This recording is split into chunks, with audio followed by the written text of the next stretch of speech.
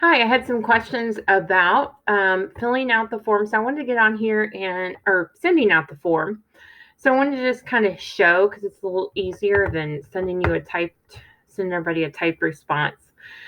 If you'd like to share it, there are a few things you can do in settings right up here. You can see that there are a bunch of different ways that you can share it. Okay.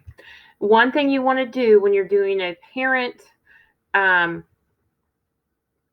a parent response is you want to think, do I want to collect email addresses? I usually don't because I'm having them on this put their names on it, and they're usually pretty good about doing that because it restricts them from not answering.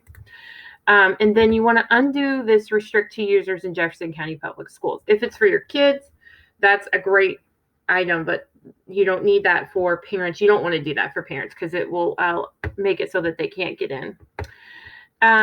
You can decide if you want to let them edit after submit. For this one, I probably will because maybe they'll think of something after they press submit or miss something. So I want them to be able to go back.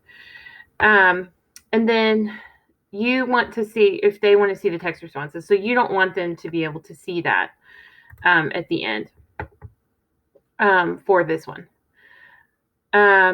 So show link to submit another response. Again, I'm fine with them if they want to go back and submit one, or maybe dad wants to submit one too. And I've had that happen before, and they can do that. So the other thing is you can make this a quiz. We don't want to make this a quiz, but that's a great way to do it. If you're making a quiz, these are things you would want to look at. So I'm going to save that. I am going to go to the send. Okay. And the easiest way to do this is to get a link. And you just copy that link because now you've allowed for non-Jefferson County district people to come into it.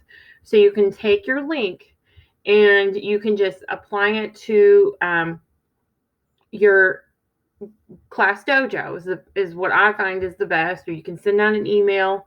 You can put it on Google Classroom, but a lot of times then you're going to get kids responding instead of your parents. So I find that a lot of the parents will do it on Class Dojo because they just click on the link and can do it on their cell phone really easily.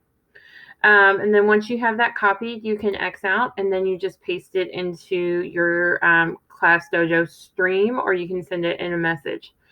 And I think that is it. So the other thing is it's a little weird when you go back and then want to see their responses. So they're not going to see it like you see it. You can preview, and I highly suggest previewing it before you send it out, just to make sure that, especially if you put like graphics and things in there, make sure it makes sense. That's what they're going to see. But you have this responses tab up here. I don't have any responses yet. So when I want to see what they're submitting, I just go to my form that I sent out, and then I look at the responses here. And you can see them individually. You can see them as a group. And then you can also make it into a spreadsheet, which is super helpful. So those are a few things about forms if you didn't know or don't have experience, and hopefully it'll help you